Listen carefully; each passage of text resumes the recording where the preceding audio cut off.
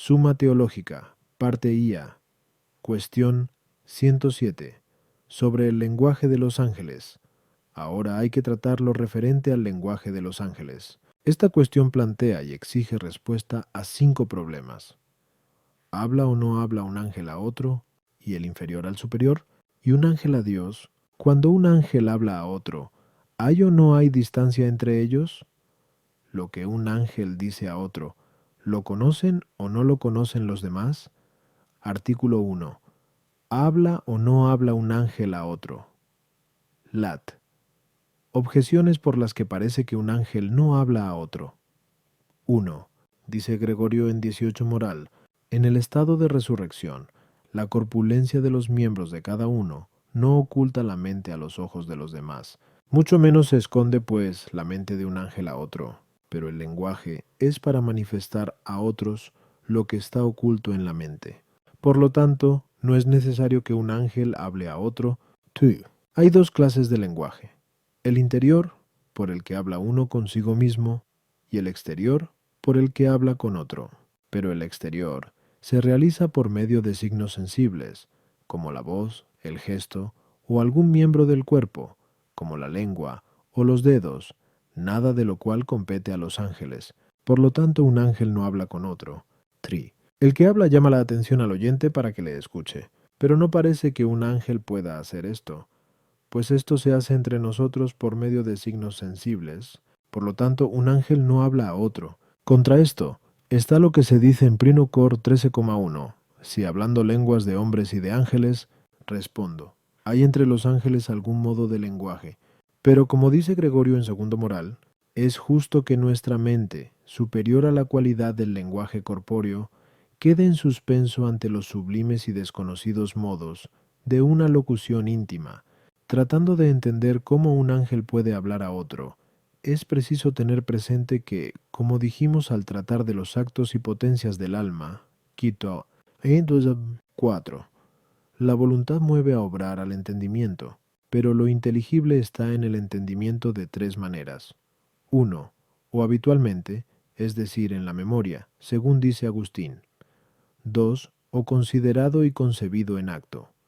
3. O como referido a otro. Es evidente que lo inteligible pasa del primer modo al segundo por el imperio de la voluntad, que por eso se dice en la definición del hábito, del que usa uno cuando quiere. Del mismo modo, se pasa también del segundo grado al tercero, puesto que por la voluntad se ordena a algo el concepto mental, por ejemplo, a obrar algo o a manifestarlo a los demás, cuanto al volverse la mente a considerar en acto lo que posee en hábito, se habla uno a sí mismo, pues el mismo concepto mental se llama realmente palabra interior, y por el hecho mismo de que el concepto de la mente angélica se ordena por la voluntad del propio ángel a ser manifestado a otro ángel, se le descubre a éste el concepto de la mente del que a él se convierte.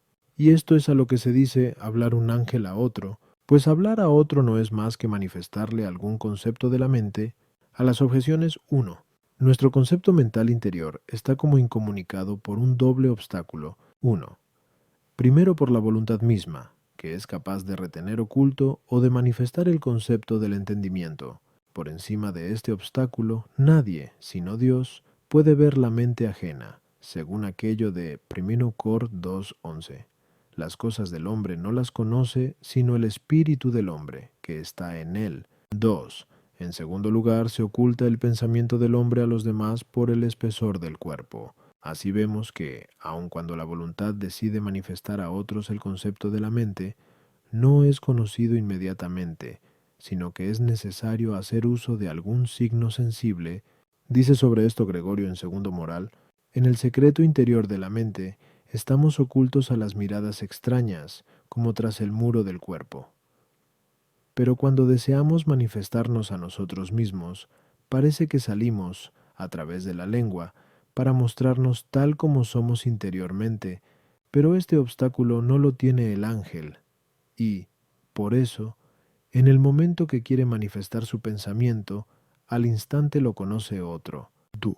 El lenguaje exterior, por medio de la voz, nos es necesario a nosotros debido al obstáculo del cuerpo, No es, pues, necesario al ángel, al que le es suficiente con el lenguaje interior, por el que no sólo habla consigo mismo al concebir interiormente, sino también se manifiesta a los demás ángeles al dirigirse a ellos voluntariamente.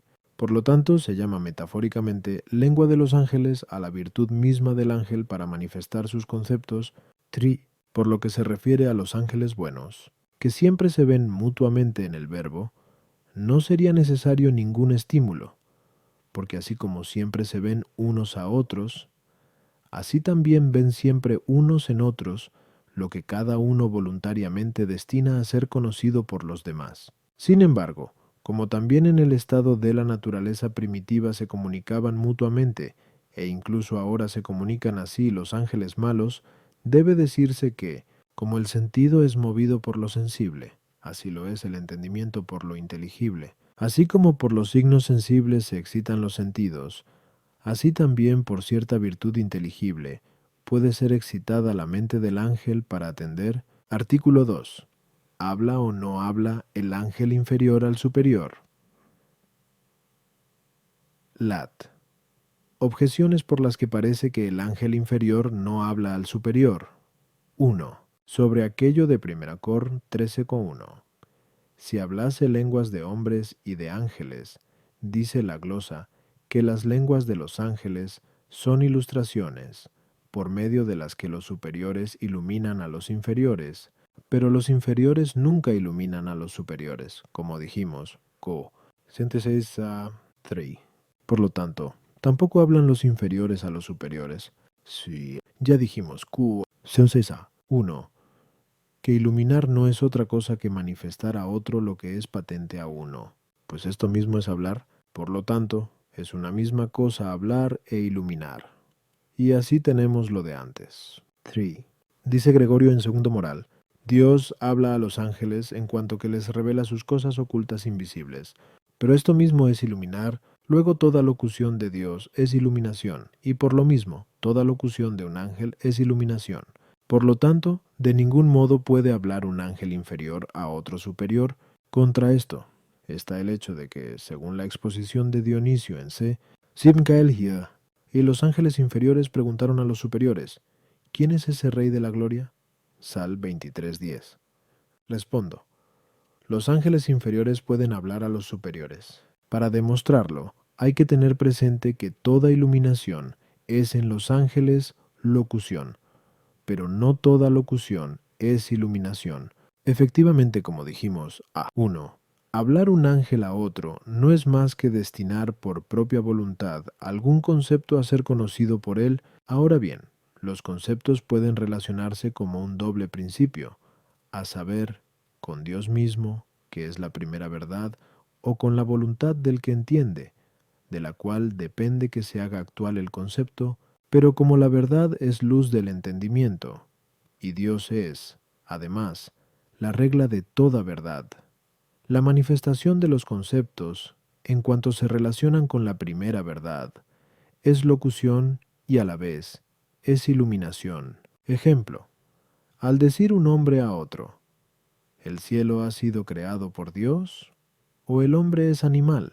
Pero la manifestación de los conceptos por exclusiva referencia a la voluntad del que entiende no puede llamarse iluminación, sino solamente locución, como si uno dice a otro, quiero aprender esto, quiero hacer esto o lo otro. El porqué de esta diversidad radica en que la voluntad creada no es luz del entendimiento ni regla de verdad, sino participante de luz, y, por lo tanto, manifestar las cosas que, en cuanto tales, dependen de la voluntad creada, no es iluminar, pues no es de la perfección de mi entendimiento saber qué deseas o qué piensas tú, sino únicamente saber lo que pertenece a la verdad de las cosas.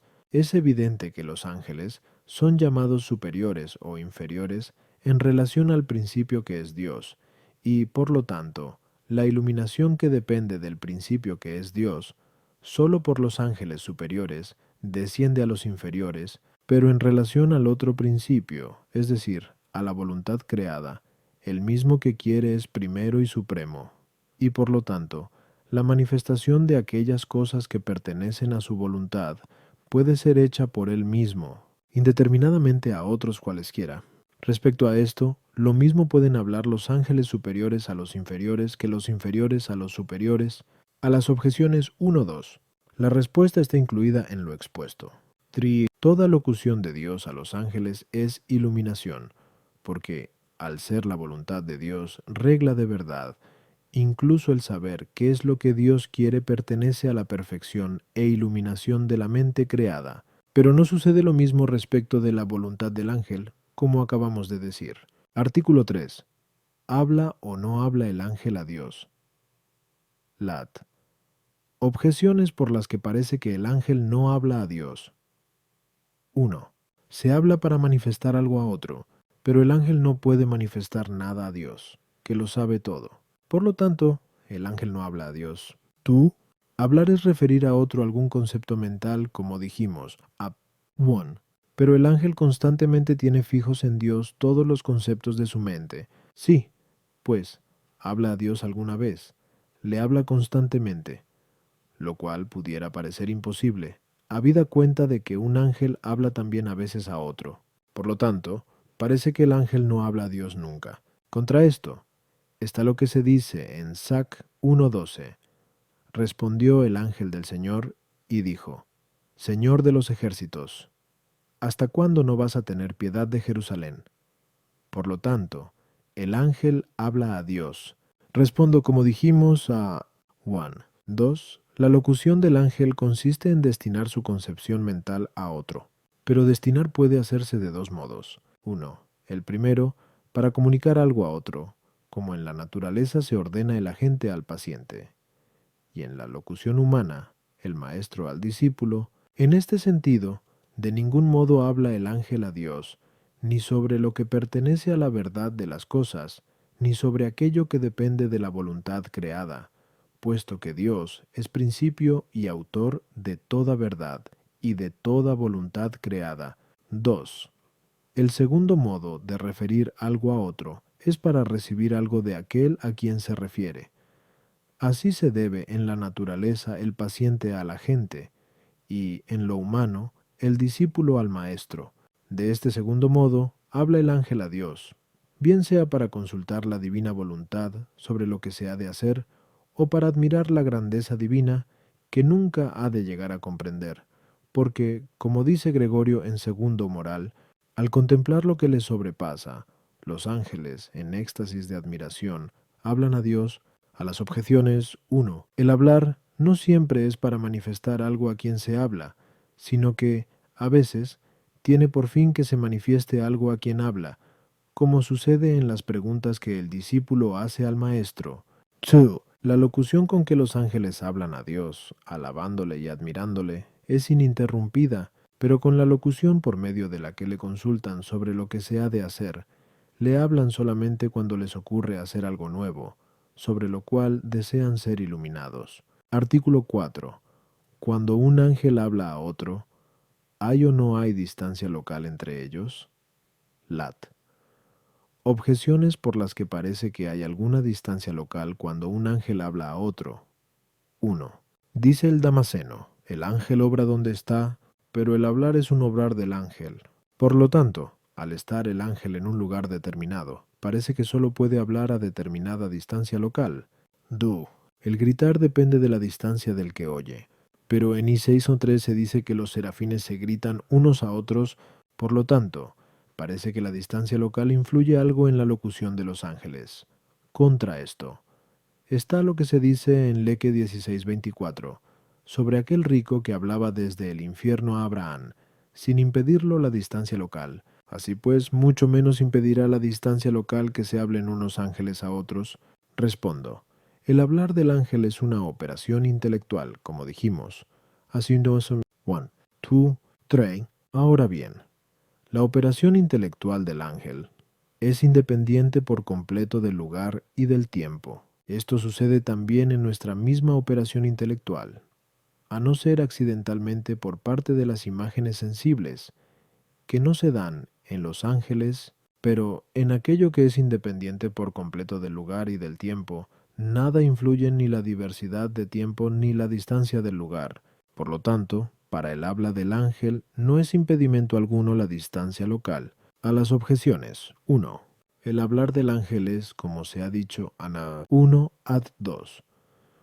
Una locución interior, percibida no obstante por otros, y por lo tanto, está en el ángel que habla, y en consecuencia, donde éste está hablando. Pero así como la distancia local no impide que un ángel pueda ver a otro, así tampoco impide el que perciba en aquel lo que se le destina.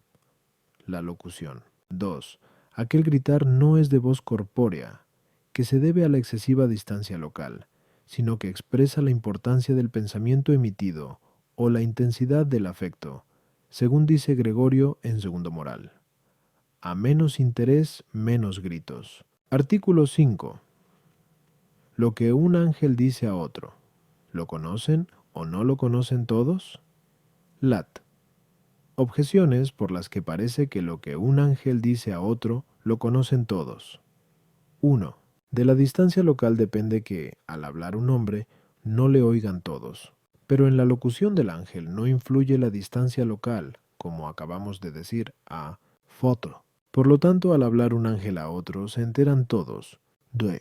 Todos los ángeles tienen la misma facultad de entender. Por lo tanto, si el concepto de la mente de uno dirigido a otro es conocido por éste, por la misma razón puede ser conocido por los demás. 3.